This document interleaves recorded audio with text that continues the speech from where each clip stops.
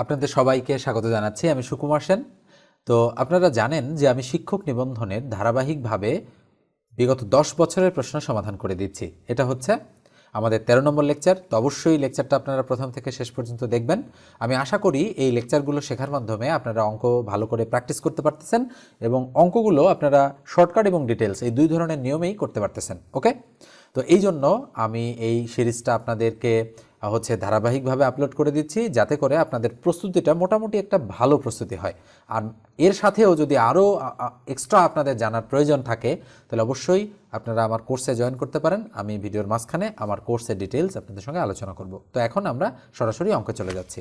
তো দেখেন, শিক্ষক নিবন্ধন পরীক্ষায় কিন্তু এই যে 1 নম্বর যে অঙ্কটা রয়েছে, এই বলা হচ্ছে থিটা সূক্ষ্মকোণ এবং সাইন এত, তার মানে এই ত্রিকোণমিতিক অনুপাতের অঙ্কগুলো কিন্তু আমাদের শিক্ষক নিবন্ধন পরীক্ষায় আসে, খুব বেশি আসে আর কি এই ধরনের অঙ্কগুলো অন্যান্য চাকরির তুলনায়। তো এই জন্য এই ধরনের অঙ্কগুলো আমি আজকের আলোচনায় প্রথমেই একটা রেখেছি এবং আমি ইতিপূর্বের আলোচনাতেও এই ধরনের অঙ্কগুলো কিন্তু আপনাদের করে দিচ্ছি এবং এই ধরনের অঙ্ক কিন্তু অনেকেই পারেন না আপনারা। ওকে, আমাকে যারা ফোন করেন বা আমার সঙ্গে যারা যোগাযোগ রাখেন তারা বলেন যে এই ধরনের অঙ্কগুলো তাদের কিন্তু করতে প্রবলেম হয়। তো দেখেন, আপনারা শুধু গুরুত্বপূর্ণ অঙ্কগুলোই প্র্যাকটিস করে যান আপাতত। তো বলা হচ্ছে যদি থিটা সূক্ষ্মকোণ এবং sine theta plus 18 degree equal to half হয়, তবে থিটা এর মান কত? আচ্ছা বলেন তো দেখি, আমাদের যে ত্রিকোণমিতিক বিভিন্ন যে চার্টটা আছে, যে সাইন 0 ডিগ্রির মান কত, 30 ডিগ্রির মান কত, 60 ডিগ্রির মান কত, নিশ্চয়ই আমরা জানি। তো দেখেন, অঙ্কটা আমি তুলতেছি। অঙ্কটাতে কি বলা হচ্ছে যে সাইন কি বলা হচ্ছে থিটা প্লাস হচ্ছে 18 ডিগ্রি ইকুয়াল টু কত বলা আছে? হাফ বলা আছে। কি বলা হচ্ছে যে থিটা এর মান কত, তার মানে থিটা ইকুয়াল টু হোয়াট, এটা আমাদের বের করতে হবে। তাহলে এই অঙ্কটা যদি আমরা করি তাহলে আমরা কিভাবে করতে পারি বলেন তো দেখি। আমরা কিন্তু বলতে পারি, দেখেন এখানে যে এই যে সাইন থিটা প্লাস 18 ডিগ্রি আছে, তাহলে আমি সাইনটা ঠিক রাখলাম, থিটা প্লাস 18 ডিগ্রি আমি ঠিক রাখলাম। বলেন তো দেখি এই হাফ মানে কি? হাফ মানে সাইন 30 কিনা? তার মানে আমরা জানি যে সাইন 30 ডিগ্রি মানে কিন্তু হাফ। তাহলে হাফের জায়গায় আমি কি বসালাম? সাইন 30 ডিগ্রি বসালাম। আচ্ছা বলেন তো দেখি উভয় দিকের সাইন সাইন বাদ যায় কিনা? অবশ্যই বাদ যায়। তাহলে আমরা theta plus 18 degree equal to কত বলতে পারি? 30 ডিগ্রি। এবার দেখেন কি হচ্ছে যে থিটা ইকুয়াল টু তাহলে কি হচ্ছে? তাহলে 30 ডিগ্রি থেকে কত ডিগ্রি বাদ? 18 ডিগ্রি বাদ। তাহলে 30 থেকে 18 বাদ দিলে কত থাকে? 12 ডিগ্রি। তার মানে থিটা এর মান কত ডিগ্রি? 12 ডিগ্রি আমাদের কিন্তু অ্যান্সার। ওকে, তার মানে আমরা কিন্তু অঙ্কটা দেখেন খুব সহজেই করে ফেললাম।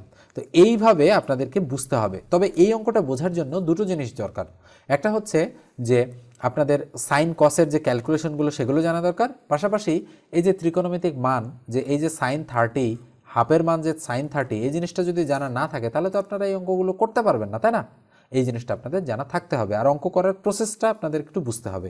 তো এই জিনিসগুলো যদি আপনারা একটু আয়ত্ত করতে পারেন তাহলেই কিন্তু এই ধরনের অঙ্কগুলো আপনারা অনায়াসেই করে ফেলতে পারবেন। এরপর আমরা 2 নম্বর অঙ্কটাতে চলে যাচ্ছি। 2 নম্বর অঙ্কটা দেখেন, এটা হচ্ছে জ্যামিতি বিষয়ক একটা অঙ্ক।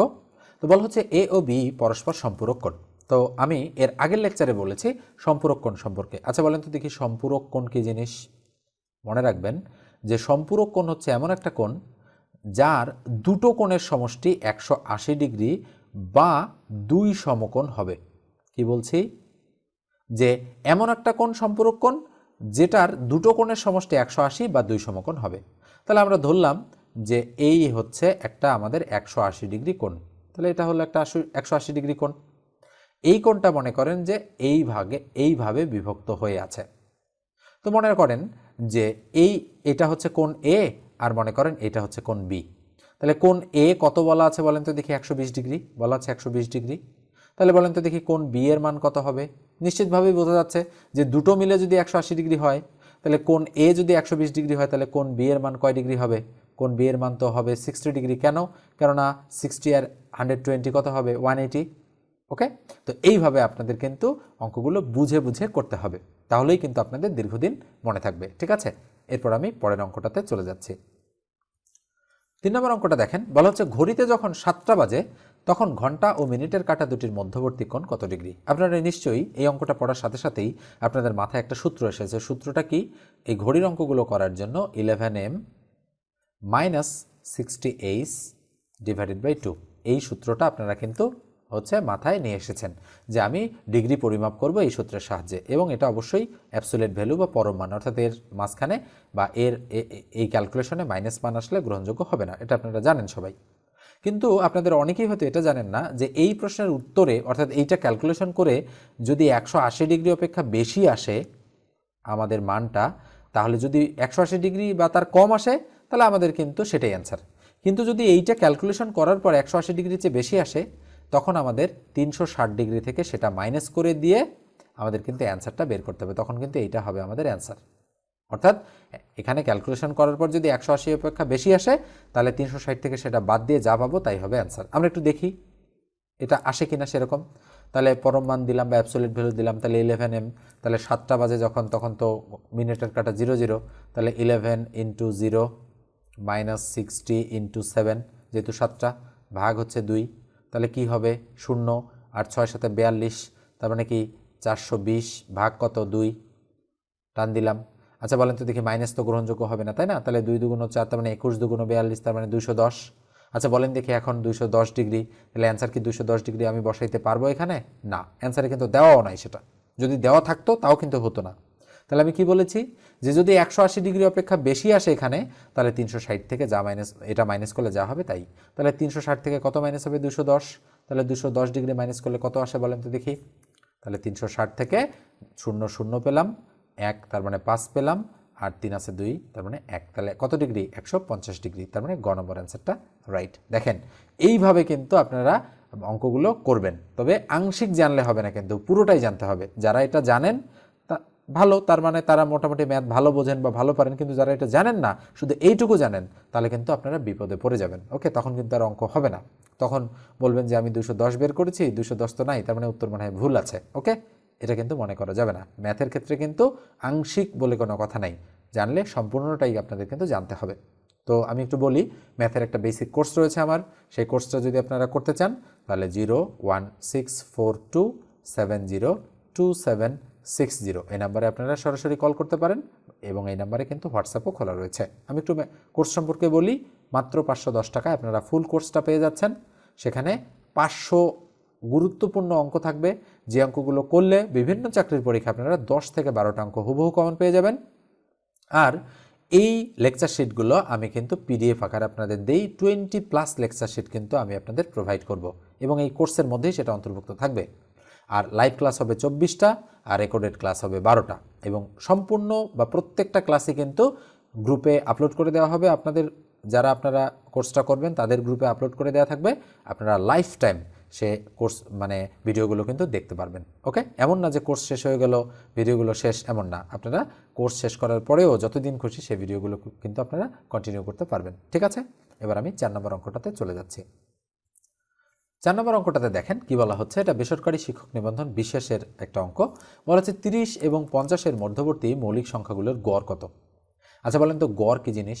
মনে করেন আপনি ভিডিওটা দেখছেন, আপনার আর আমার বয়সের গড়, ধরেন আমার বয়স হচ্ছে 32। ওকে, আমি বললাম ধরেন আপনার বয়স হচ্ছে 26। এই দুইজনের বয়সের গড় কত, তাহলে আমরা কি বের করব, 6 আর 2 8, আর 3 আর 2 কত 5, তাহলে দুইজনের বয়সের সমষ্টি কত হচ্ছে 58। তাহলে 58কে যদি আমি 2 দিয়ে ভাগ করি তাহলে কত হচ্ছে, 2 দুগুণ 4 2, তাহলে থাকলো 1 18, 9 দুগুণ 18, তার মানে 29 বছর হচ্ছে আমাদের বয়সের কি গড়। তার মানে আপনার আর আমার বয়সের গড় আমি কাল্পনিক সংখ্যা ধরে বের করলাম কত 29। তাহলে কিভাবে গড় হয়, গড় মানে সমষ্টি ভাগ যতগুলো সংখ্যা সেটা দিয়ে ভাগ, তাই না। তাহলে আমরা দেখব এবার 30 থেকে 50-এর মধ্যে কতগুলো মৌলিক সংখ্যা আছে। তাহলে আমরা জানি যে 30 থেকে 50 এই রেঞ্জের মধ্যে মৌলিক সংখ্যা আছে বা প্রাইম নাম্বার আছে কতগুলো, আছে 31 37 দুইটা, 41 43 47, আর কিন্তু নাই, কয়টা মোট 5টা। তাহলে 31 37 41 43 47, তাহলে এখানে মোট কয়টা সংখ্যা 5টা। এই 5টা সংখ্যা কি করব, যোগ করব, যোগ করে কত দিয়ে ভাগ করব বলেন তো দেখি, অবশ্যই 5 দিয়ে ভাগ করব, তাহলে গড় পাওয়া যাবে, তার মানে অ্যাভারেজ পাওয়া যাবে। ওকে, তাহলে কত হবে যোগফল, নিচে 5 আছে, যোগফল কত হবে 7 3 10, 10 আর 1 11, 11 আর সাথে 18, 18 আর 19, 19 আর 9 হাতে কত, হাতে 1, তাহলে 4 আর 5, 5 আর 9, 9 4 13, 14 15 16 17 18 19, তাহলে কত হচ্ছে 199। তাহলে 199কে যদি আমরা 5 দিয়ে ভাগ করি তাহলে কত হয়, তাহলে 4 5 20, তার মানে 3 3 5 কত 15, কত থাকে বলেন তো দেখি 4, তাহলে আমরা 9 নামায় নিলাম, তাহলে 5 নং 45, তাহলে 45 দিয়ে দিলাম আমরা, থাকলো কত 4, দশমিক দিয়ে একটা শূন্য নিলাম, তাহলে 5 8-এ কত হবে 40, তার মানে কি দাঁড়াচ্ছে শূন্য, তার মানে 39.8 হচ্ছে আমাদের অ্যান্সার। তো দেখেন আছে কি অ্যান্সার? হ্যাঁ অবশ্যই ঘ নম্বর অ্যান্সার রয়েছে 39.8। দেখেন অঙ্ক যদি আপনারা রাইট ওয়েতে করতে পারেন তাহলে কখনোই কিন্তু উত্তর ভুল হবে না। আর একটা পরীক্ষায় হয়তো খুব রেয়ার ঘটনা যে অঙ্কের অ্যান্সার ভুল থাকে, থাকতে পারে, ভুল থাকাটা অস্বাভাবিক কিছু না, কিন্তু ভুল কিন্তু খুব কম সংখ্যক পরীক্ষাতেই থাকে। ওকে, এবার আমরা 5 নম্বর অঙ্কটাতে চলে যাচ্ছি। তো তার পূর্বে একটু বলি, যারা এখন পর্যন্ত সাবস্ক্রাইব করেননি মাস্ট প্লিজ সাবস্ক্রাইব করবেন, আর যারা ফেসবুক থেকে দেখছেন তারা অবশ্যই ফলো দিয়ে রাখেন, আর ভিডিওটাতে একটা লাইক দিতে ভুলবেন না। ওকে, 5 নম্বর অঙ্কটা একটু খেয়াল করেন আপনারা, এটা ক্রমিক সমানুপাতিকের একটা অঙ্ক। ওকে, তো দেখেন যে কোনো অঙ্ক যদি ক্রমিক সমানুপাতিকের হয় তাহলে আপনারা একটা সূত্র মনে রাখবেন, জাস্ট একটা সূত্র, যে মধ্য রাশির উপর স্কোয়ার ইকুয়াল টু, আমরা কি বলতে পারি, প্রথম গুণন হচ্ছে তৃতীয়, আমরা এটা বলতে পারি। মনে রাখবেন যে মধ্য রাশির উপর স্কোয়ার মানে প্রথম গুণন তৃতীয়, এটা হলো ক্রমিক সমানুপাতিকের হচ্ছে আমাদের কি সূত্র। তার মানে মধ্যরাশি কি, তাহলে খেয়াল করেন ক্রমিক সমানুপাতি আমরা কিভাবে কাজ করাইতে পারি। মনে করেন আমাদের এ বি আর সি তিনটা রাশি আমি বিবেচনা করলাম, যদিও চারটা রাশি থাকে, তা আমি এক্ষেত্রে তিনটা বিবেচনা করলাম। বলেন তো মধ্যরাশি কোনটা? মধ্যরাশি বি। তাহলে মধ্যরাশির উপর স্কোয়ার তার মানে বি স্কোয়ার, প্রথমে কি আছে এ, পরে কি আছে সি, তাহলে এ ইন্টু সি তার মানে এসি গুণাকারে, তাহলে B square equal to AC. এটা হচ্ছে ক্রমিক সমানুপাতিকের ক্ষেত্রে সবসময়ের জন্য প্রযোজ্য, এবং এই সূত্রটা আপনারা খুব ভালো করে মনোযোগ দিয়ে দেখে রাখেন যে ক্রমিক সমানুপাতিকের ক্ষেত্রে কি হয়, মধ্যরাশির উপর স্কোয়ার ইকুয়াল কি বলতে পারি, প্রথম গুণন তৃতীয়, মানে প্রথম রাশি গুণন তৃতীয় রাশি। ওকে, তাহলে তিনটা রাশি যদি থাকে তাহলে আমরা খুব সহজেই কিন্তু এই জিনিসটা বের করে ফেলতে পারি। ওকে, এবার আমরা পরের অঙ্কটাতে চলে যাচ্ছি। দেখেন আপনারা এক্সট্রা একটা অঙ্ক রয়েছে, প্রত্যেকটা ভিডিওতে আমি কিন্তু একটা করে এক্সট্রা অঙ্ক আপনাদের করে দেই, এবং মোটামুটি কঠিন সে অঙ্কটা থাকে। এটা দেখেন 17তম বেসরকারি প্রভাষক নিবন্ধন পরীক্ষার একটা অঙ্ক। ওকে, তো কি বলা হচ্ছে যে 21,952 সংখ্যাটিকে কোন ক্ষুদ্রতম সংখ্যা দ্বারা ভাগ করলে ভাগফল পূর্ণবর্গ সংখ্যা হবে?